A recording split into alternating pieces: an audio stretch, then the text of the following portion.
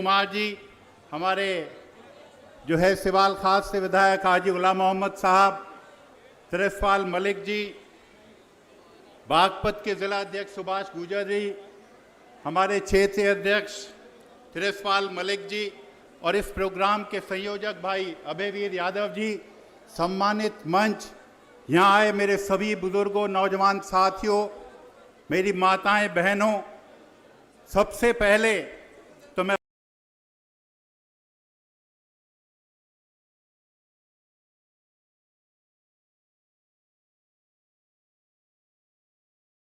बागपत के लोगों का आभार व्यक्त करता हूं कि वो इतनी गर्मी में और इस काम के टाइम में जो है अपने काम छोड़कर इतनी बड़ी मीटिंग, चौधरी साहब की मोहब्बत में आप सब लोग यहाँ इकट्ठा हुए हैं और इतना बड़ा प्रोग्राम आपने करने का काम किया है।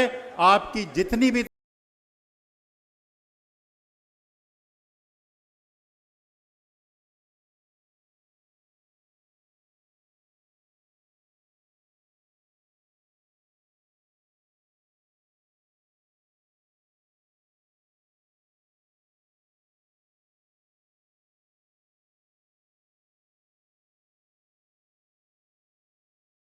तारीफ की जाए, जितना भी कहा जाए वो कम है। मैं आपका दिल की गहराइयों से बहुत बहुत बहुत खैर मकदम करता हूं।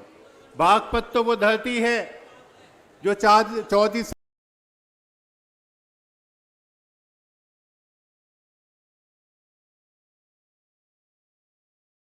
आपकी भूमि रही है। जब 84 में जो है इंदिरा गांधी की डेथ हुई और आपके लोकसभा के चुनाव हुए और विपक्ष का जो है सफाया हो गया था, 411 सीट पूरे हिंदुस्तान में कांग्रेस की आई थी और जब उत्तर प्रदेश और उत्तराखंड की मिलाकर 85 सीटें यूपी में होती थी, उस वक्त भी बागपत के लोगों ने चौधरी साहब को जिताकर जो है पार्लियामेंट में भेजने का काम किया था। ऐसे वीर लोग हमारे जो है बागपत के हैं। चौधरी साहब ने जो आप लोगों के लिए, जो किसानों के लिए किया है, आपको याद होगा, आप जानते भी नहीं होंगे, जब नेहरू जी के टाइम में जब किसी की बोलने की हिम्मत नहीं होती थी और कांग्रेस सरकार ने कोऑपरेटिव फार्मिंग लाने का फैसला लिया था, तो चौधरी साहब ने उसका खुला विरोध किया था और पार्लियामेंट में 3 घंटे के भाषण में उन्होंने सरकार को, कांग्रेस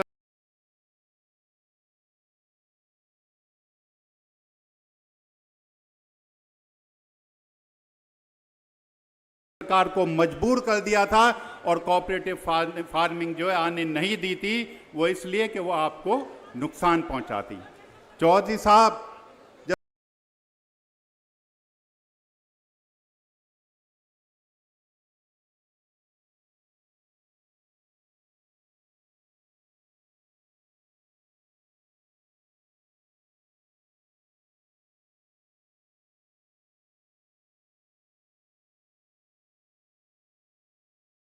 इस प्रदेश के मुख्यमंत्री बने, उन्होंने अपने मंत्रिमंडल में दलितों को, अति पिछड़ों को, अल्पसंख्यकों को पूरा सम्मान दिया, उन्हें मंत्रिमंडल में लेने का काम किया।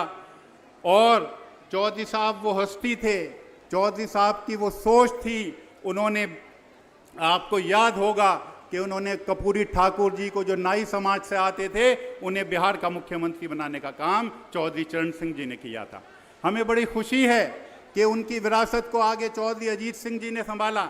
जब जब उन्हें मौका मिला, उन्होंने किसानों के हित में जो है काम किए।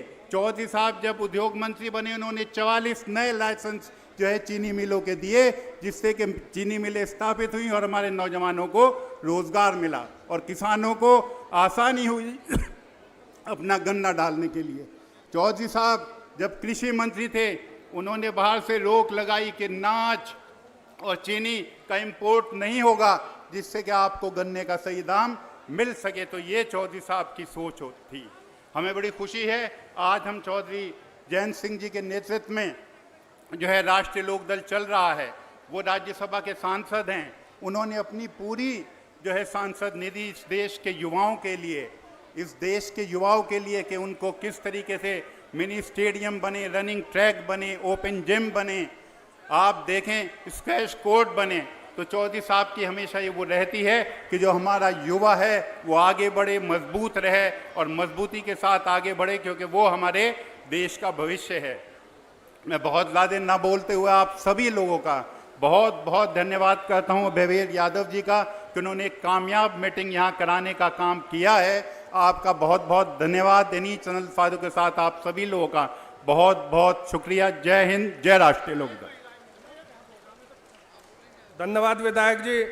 अब मैं आमंत्रित करता हूं सिवाल खास के विधायक आदरणीय गुलाम मोहम्मद साहब को कि वो आए और अपनी बात रखें।